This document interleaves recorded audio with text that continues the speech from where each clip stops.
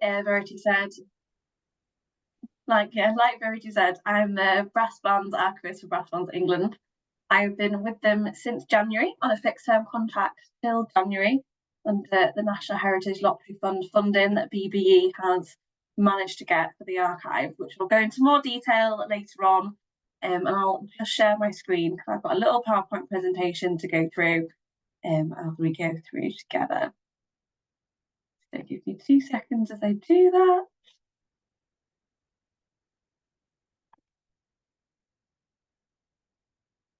Perfect. I'm assuming we can all see the screen. If we can't, just pop Verity a little message and I'll see if I can sort that out.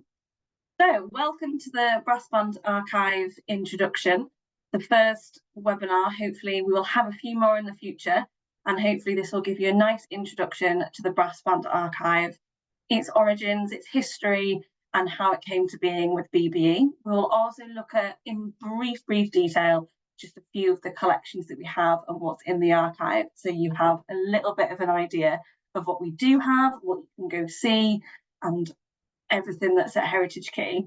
What I will talk about first is archives in general. What is an archive, why they're important, and then we'll go into the Brass Bands Archive in a bit. So what is an archive? I know not many people may have had contact with archives. A lot of university students do through university if they're doing research, especially history students. That's how I came to become an archivist. I did history at university, so I did a lot of research in archives, and that was my first sort of step into it. You might have seen archives on TV programmes such as Who Do You Think You Are? And that might be your only view of archives and what you've seen. A lot of people, when they talk about archives or hear about archives, you think of dusty old dark books on shelves that nobody ever touches and you can't touch them, and there's all these rules surrounding it. But that's a bit of a misconception. And I'm hopefully in the next hour or so, hopefully I'll be able to change your mind or give you a bit more information if you do have an idea about what archives are. So archives are collections of information known as records, which are preserved for their long-term value. And the International Council on Archives describes archives as a byproduct of human activity. And archive collections comes in many forms, such as maps, letters, registers, or photographs. And archives can contain records with a local focus or specialised, such as brass bands, well, like the Brass Band Archive, or you can have different specialisms for different archives. And there are many different types of archives. So university archives, which tends to be more specialised, different special collections. So Brass Bands Archive is actually housed at Heritage Quay and the University of Huddersfield. The University of Salford in Manchester have archives related to brass bands as well. Their special collections, they have a collection on Brass Band News, which was a monthly journal published by Right and Round, which I don't know whether you've come across. A lot of music was published by Right and Round during the 18th and 19th centuries. Government archives, so the National Archives, you probably might have seen them appear in different places. They're the official archive and publisher for the UK government. And you have smaller archives, so community archives, which are from private hands, which tend to be smaller, grassroots led. And there are so many community archives across the whole of the UK. And there's a brilliant site if you're interested in that and interested in different archives that you could see sort of a range of different things. And the Community Archives and Heritage Group site has a brilliant map of the whole of the UK where you can see different community archives that have popped up all around, and it gives you a big idea of a broad range of what is available. And then probably one of the most obvious ones is local authority archives. So places like the West Yorkshire County Record Office and the West Yorkshire Archive Service, and they will hold records such as the parish registers, maps, estate collections for different estate families. So if you're doing family and local histories, you tend to go to local authority archives, such as those, because they will hold the parish registers for that area, they will hold maps, they will hold different legal documents that might help you with your house history. So there is a range of different archives you could have, but all of those are hold records that are preserved for their long-term value and their uniqueness. So a lot of people do think an archive is just like a library, and an archivist is just like a librarian. And I will forgive you for that misconception, because it is very, very, very common. But there are a few key differences to understand. So if you think of a library where you go in, they tend to be in different communities. And a lot of libraries, I know a lot have been closed in the last couple of years, but traditionally you'll find a library in sort of every town, every city. But an archive, they're sort of fewer and far between, and there are a number of key differences to them. So books in a library are often secondary sources of information, whereas records in an archive are primary sources. Secondary sources such as non-fiction books about events use primary sources as evidence in their theories.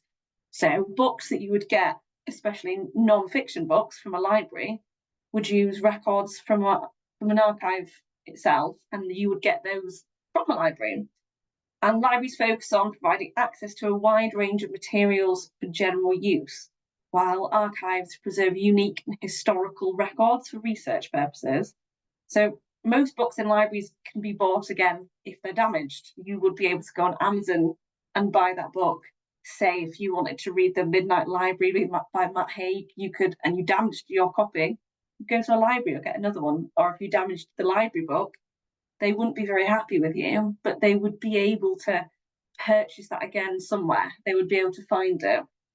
Obviously, there are caveats to that. Sometimes there might not be many books if they've stopped publishing, but a lot of the time you will be able to just replace that book. However, if what's held in an archive, the record within an archive, is damaged, you wouldn't be able to replace that, because it tends to be the only record of that exists, because it's unique, and it's in the archive because it's unique and you can't replace that. It's the only copy, and that's why it is being preserved in that way. Also, quite obviously, you can't check out archive material and take it home like you would a library book, because it's not yours. There is one copy. We wouldn't want to risk, as an archivist, damaging that material by just sending it home with you. But that doesn't mean it can't be accessed and it can't be viewed. There is a misconception. If things go into an archive, they just stay there and they're just on those shelves and they can't be accessed, but they can. But under certain conditions, which is normally in a public search room where you would go in, you wouldn't be allowed water, you wouldn't be allowed food, and you wouldn't be allowed pens. But that's just to preserve that archive material because it's unique. So you wouldn't be able to accidentally damage it, you wouldn't be able to spill your drink on it. Whereas in a library, sometimes there are spaces where you can take your library books within a library and use a pen or have a drink. Whereas in an archive, that's one of the big, big no-nos that we don't like. And going into a bit more detail, library books are arranged by subject and author. So if you go into a library, they are alphabetical and they tend to be in crime or in non-fiction organised by the author, whereas information in archives aren't arranged according to the alphabet and who wrote it. It tends to be catalogued in a very different way. It tends to be catalogued according to the person that created it or the organisation. So if you had different collections within an archive, such as the brass bands collection, and then you had a different collection housed at Heritage Quay, you wouldn't mix all those collections by author and put it in alphabetical order. So it's a very different way that works, but that's more detail. If you wanted more detail about that, we can have a different conversation and I can give you some reading about that. But that's a whole different kettle of fish, how you catalogue an archive. But they're the main differences between an archive and library. So I hope now there is no confusion. And why do we need archives? So obviously we have libraries and we understand the reasoning behind having libraries and how brilliant they are as community hubs and sources. But why do we need the archives with the stuff in it? Who's going to use it? Why is it there? And because so archives are obviously unique historical documents, but they evidence our collective past. And these records are crucial to our understanding of the past and reflecting the society in which we all live. Archives give us an insight into the actions and decisions of governments, institutions, communities, and individuals. And like I said, they hold our memories. So archives are evidence of things that have gone. So you can use them for academic research. Academics can use them to write books. Say the books you need to learn in schools, they will find that evidence within an archive. Stuff on World War II, you'd find that evidence in an archive, and that applies across the board. You can't just make stuff up. It has to be evidenced, and where you find that evidence is within different archives. Local and family history research is a big one, and what people do, especially in local authority archives, because they have stuff like parish registers, you can trace your family history back so far, and local history back so far. You can look at different maps. So people tend to do that. A lot of people do that for fun. A lot of people do that as their job, as work. But obviously people who might have long lost family or don't know the lineage, that's where you would go. You would go to an archive or Ancestry, but Ancestry has got everything from the archives. So that's how you look at stuff on Ancestry. It's perfect, it's all digital, it's all online, but it doesn't hold everything. But Ancestry got it from the archives of different places. So if you go and look for North Yorkshire in Ancestry, you will find it, but because the North Yorkshire County Record Office has had an agreement with Ancestry, that Ancestry have come in and they've digitised all their parish registers over a couple of years. Also, legal inquiries. A lot of archives hold the answer to a lot of legal arguments, such as land disputes. You can look at historic maps if you're disputing a right of way behind a farm or bits like that, or you don't know where your land stops and where your land begins. There are different ways of finding that out through archives, through different maps, and through different registers, such as the North Riding Registry of Deeds. They have old property deeds, so that's perfect for finding those bits out. And in terms of organisations and organisations who hold their own archive, it is a sense of accountability. They can go back and say why they made those decisions because they have those decisions in the archive, or they could go back if they had an idea and looked at those different ideas and was like, oh, this worked in the past, let's do that. And one of the most obvious ones, preserving heritage of communities. So communities that might necessarily have not thrived and not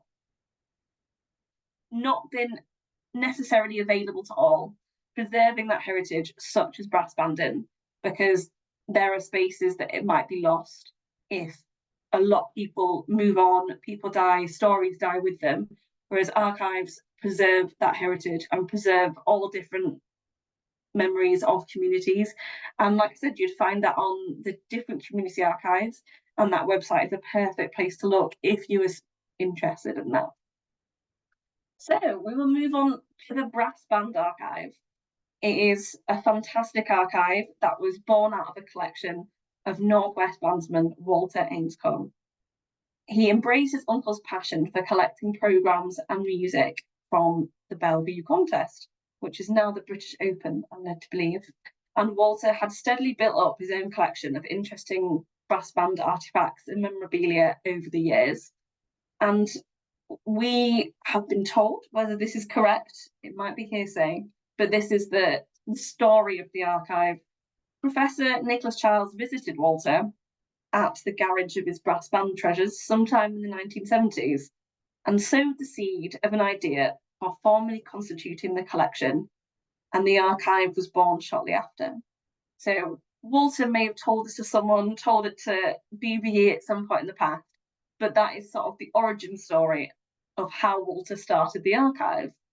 So he built the archive, slowly building it up, and as you can see some of those pictures, he had a lot of things. And after a spell housed in a spare room in a centre in Oldham, the archive moved to Wigan, and it was above a funeral parlours. And just over the years, the collections grew and grew as bands realised it was a place to donate music, to donate artefacts. And Walter and Alan basically were librarians in different places, and they collected stuff and their family collected stuff.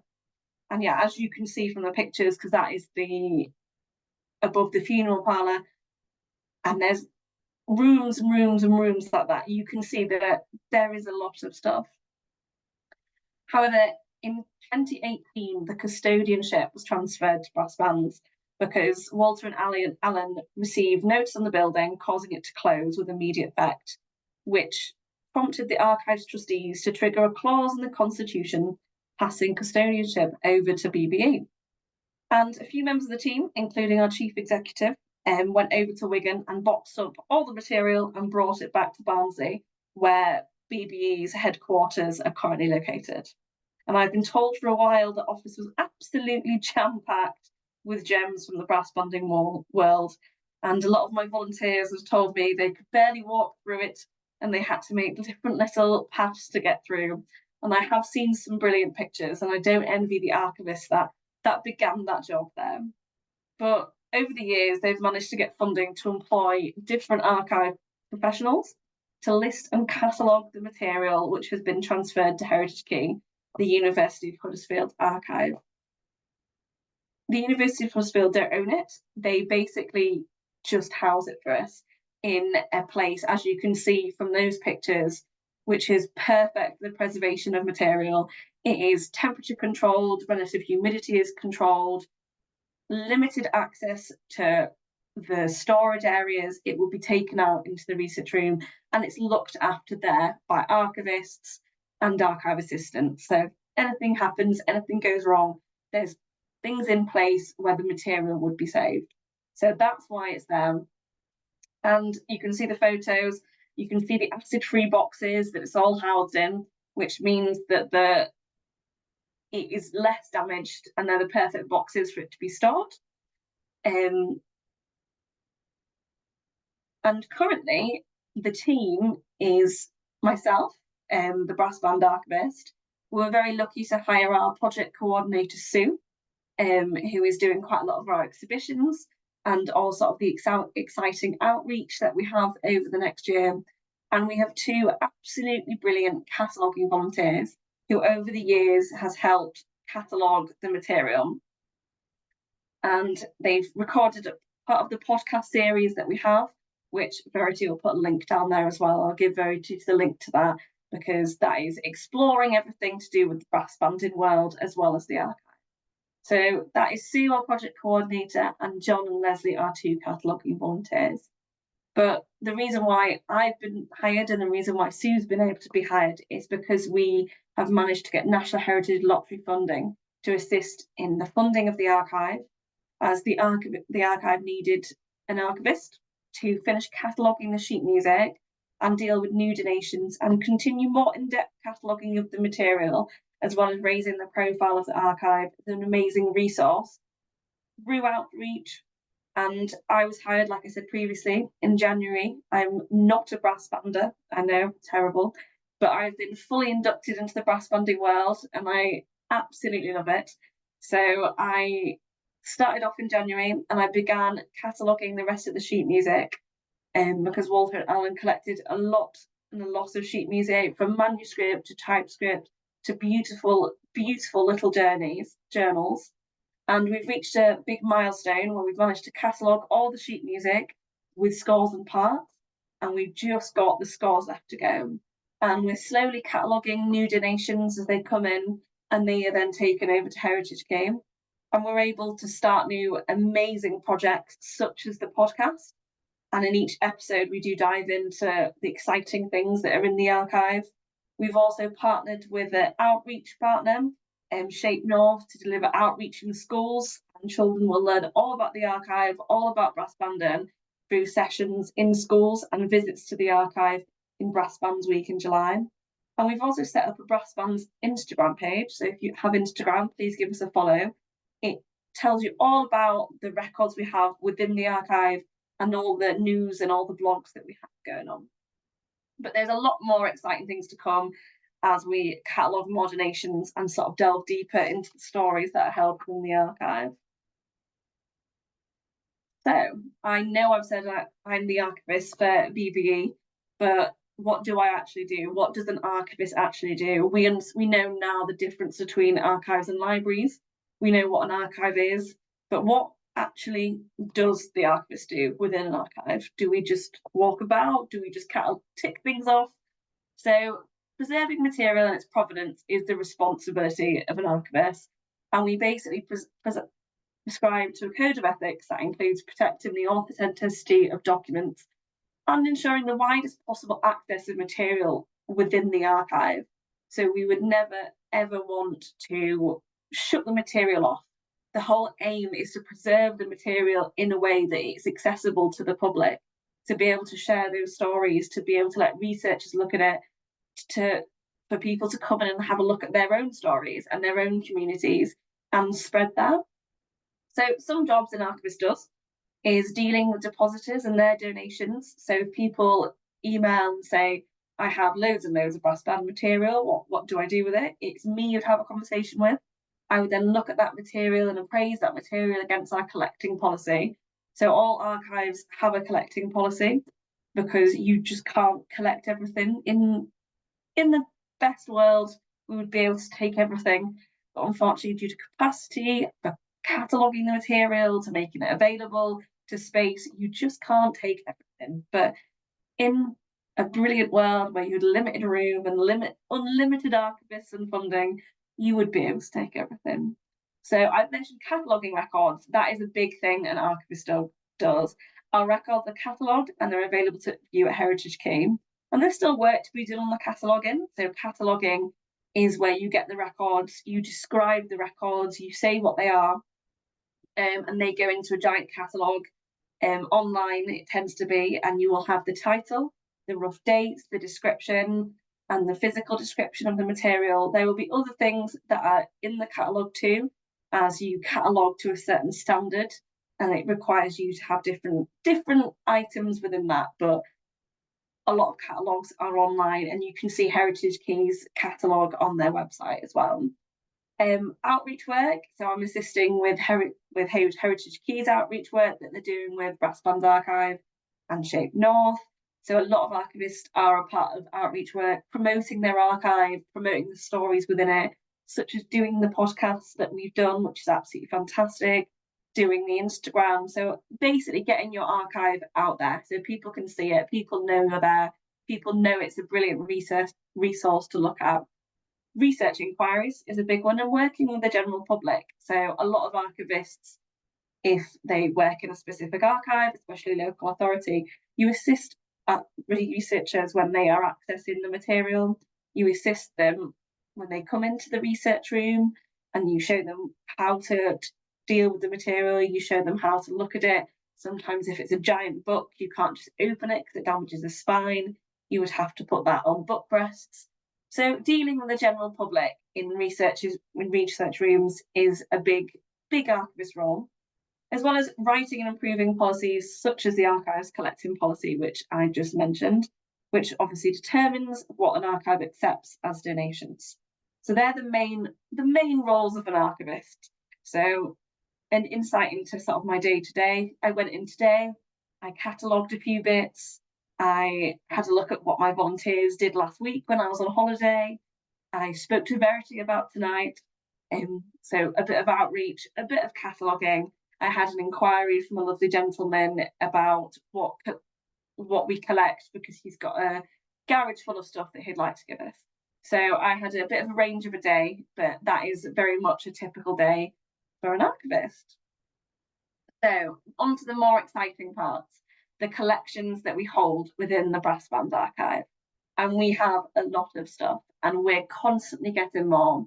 So the sheet music that we have from Walter and Alan collected so much beautiful sheet music, and as you can see from there, a lot of it is beautiful manuscript music, which sometimes you can't tell whether it's been typed or whether it's actually been written. And a lot of it is from the 1800s, the 1900s, and the 20th, and in the last 20 years. So it's an absolutely fantastic resource for researching different composers and different arrangers, and it's fantastic.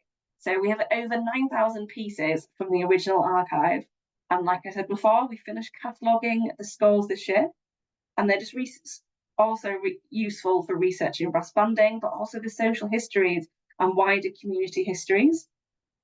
And it is one of the biggest collections we inherited from the National Brass Band Archive.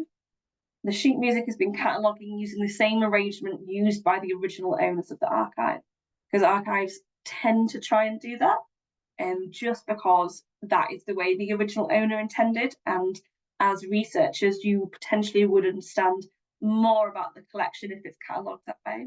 So the music is organised mostly, although not consistently, in alphabetical order. We have recently reached a milestone where we've catalogued all the music with parts from the original archive in Wigan. And we're getting more and more donations of beautiful manuscript material, including a brilliant donation that we got from Meltham and Meltham Mills Band, which was donated to the archive back in October 2022, so a while ago. But we've recently managed to catalogue those, and they are now available to view at Heritage Quay. They were found during routine maintenance in the band room, and it was a hidden collection of music from the band's most successful period in the late 19th and early 20th centuries. And it was found in a false bottom of a wardrobe, and our brilliant membership development officer managed to get it over to the archive. And this includes many original handwritten scores from the Bellevue contest, and it's absolutely fantastic. And you will be able to see more of that because we've recently uploaded a blog, and you can find that on the website, and that's all about the Meltham and Mills donation. And as we get more and more bits through sheet music and donations from bands, we will find out more about it. We're uncovering amazing stories within the archive just from the sheet music, such as, if you can see the Saltaire manuscript at the back, we think that's related to some of the collections at Saltaire Collections, which is a volunteer-run archive in Saltaire. So we have a lot of contest and concert material, which tends to be quite fun, beautifully brightly coloured, and we have over 600 contest programmes from 1866, which hasn't actually been catalogued in very much detail. So we don't actually know what we have in the concert programmes. Contest material is slightly different. We know how we have some brilliant Crystal Palace National Brass Band Festivals. We have the Daily Herald Brass Band Championships. We have Youth Brass. We have Whit Friday programmes. We have the Granada Band of the Year and Butlin's Mineworkers National Brass Band programmes, which are all brilliant and beautifully colourful. My favourite are the Mineworkers National Brass Band contest programmes, because they have some absolutely fantastic little cartoons, which are probably not appropriate for children, and not for younger children, that is, anyway. But there's some absolutely fantastic programmes, and you can learn so much about the history of brass banding through them, through the different rules, who obviously won, because a lot of these programmes have been donated by different people, and a lot of them filled out. And I know obviously you can find the results on brass band results, but when you're looking through these brilliant programmes and people have annotated them, given their opinions, it's quite a sort of a magical thing. And we've obviously got bandstand banners. You can see the Whit Friday one there from 1982. So we have a range of those, which are very nice in 3D. I think obviously you have a lot of programmes, you have a lot of 2D things, a lot of posters. So it's nice to get something out which you can hold up and be more 3D and more interesting.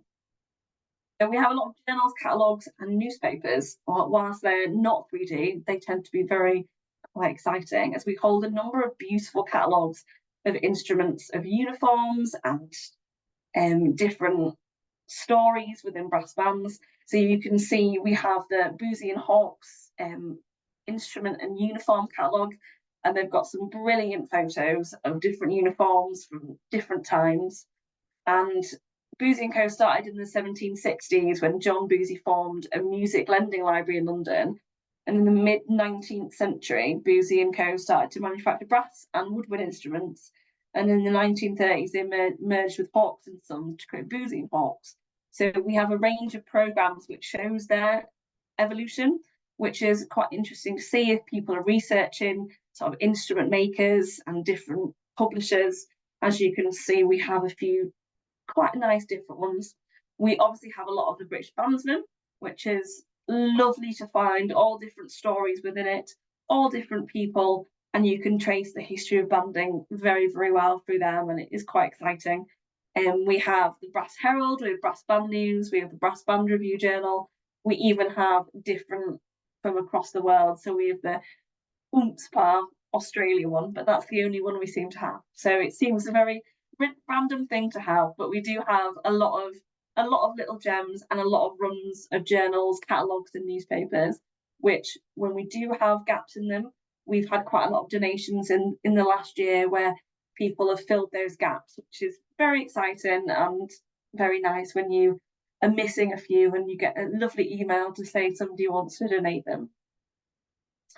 And we have so many absolutely fantastic photographs in the archive. We have about 620 photographs from about 1820s onwards. Some framed, some not, some annoyingly behind glass, and where they've been stored, water's got underneath, so they're stuck to the glass now.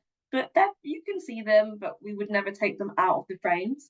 There's work to be done identifying quite a lot of the photographs, as a lot of them aren't identifiable.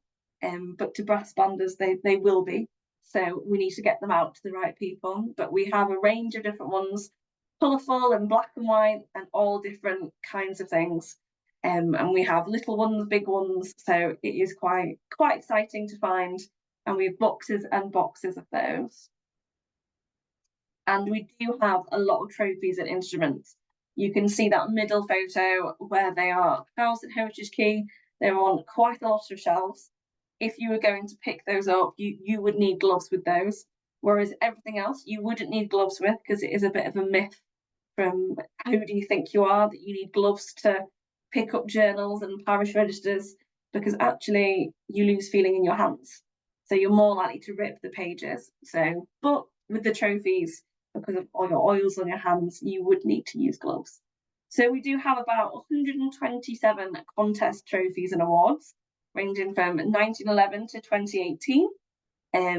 The new party, Sir Oswald Mosley Silver Challenge Cup, is quite an interesting one. That's from 1931. He was an MP who turned to fascism and founded the British Union of Fascists and donated that as a cup to brass banding. And we have John Smith's Brewery Wigan Brass Band Championship commemorative tankard from 1986, with Friday plaques, Band of the Year trophy, and the one in the top right is the Boozy and Hawks Youth Cup. So we do have a range of different trophies and instruments. Well, we do have one instrument, which is the Echo Cornet, believed to be owned by Harry Mortimer, which is very exciting, but that's our only instrument at the moment, because like I said before, unfortunately, if you collected everything, we would have no space. But a lot of these trophies have so many stories, so many different information behind it, and it's yet to be sort of discovered and researched more into, because we are a fairly new archive. But there'll be a lot more interesting stories like the Sir Oswald Mosley Challenge Cup. And like I said before, you can visit the archive at Heritage Quay. Obviously, that's only a taste of the collections. You can view you can view the catalogue, which you can see the collections on Heritage Quay's website, which Verity will put in. But like I said before, anyone can visit the archive at Heritage Quay. The aim of Archivist is to provide access, to make sure the public can view it. If you want to go research, if you want to do anything, if you just want to look, there'll be people willing and on hand to help you. The research room is currently open Tuesdays and Wednesdays, and to view any original documents, you just need to pre-book an appointment through the Heritage Quay's website. And they do offer online research appointments if you can't access it. If you have any sort of needs, that means you can't go. And all appointments are booked through the online booking form, and they're an absolutely brilliant team. So they would be willing to help in any way. And you can be involved. So if you wanted to donate to the archive, we accept donations, and we aim to preserve obviously the heritage and the stories of brass banding across the country.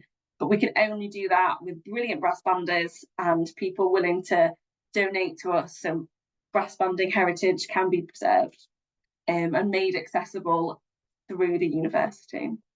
We obviously have a few volunteers, and if you wish to volunteer, please pop us an email. We do have limited capacity, and currently we don't do any on-site volunteering.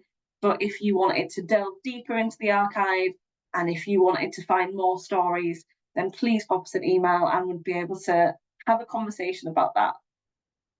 And how do you find out more? So we have the brilliant Brass Band Archive blog, and we have loads of different blogs. We're aiming to do one blog a month that delves into some stories about brass banding. Like I said before, we have the Meltham and Meltham Mills donation that our brilliant development manager did the other day.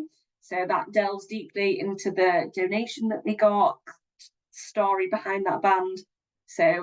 And also the introductions to the Brass Band Archive and general updates you'll get from them, as well as the archive Instagram. You will find different snapshots of the different collections. We post a few a week, so if you're interested in that, please give us a follow. And the Brass Band Archive podcast, which is Kenny and Sarah, our brilliant Chief Executive and Chief Operating Officer, host it and delve into different stories of the brass banding world every week and look into their collections as well. But yeah, that's everything. I hope I haven't bored you too much and you found it even a little bit exciting. So feel free to pop me any questions. If I can't answer any of them now, I will do a little bit of research into our collections and I will be able to pop you an email and get back to you. Thank you so much, Danni. That has been amazing and very helpful. Please pop any questions that you'd like to ask Danni into the Q&A or the chat. Now, there's none in at the moment, so clearly you've answered everything currently, but please pop them in now while you've got the opportunity. I have also popped a little link in the chat with a really short feedback form. I promise it's really short. If you could just let us know how you found this evening and any feedback you've got for us, that would be really helpful for our future programming so that we can give you what you guys want to see. Here's a question. Is the archive something that can be used by schools maybe?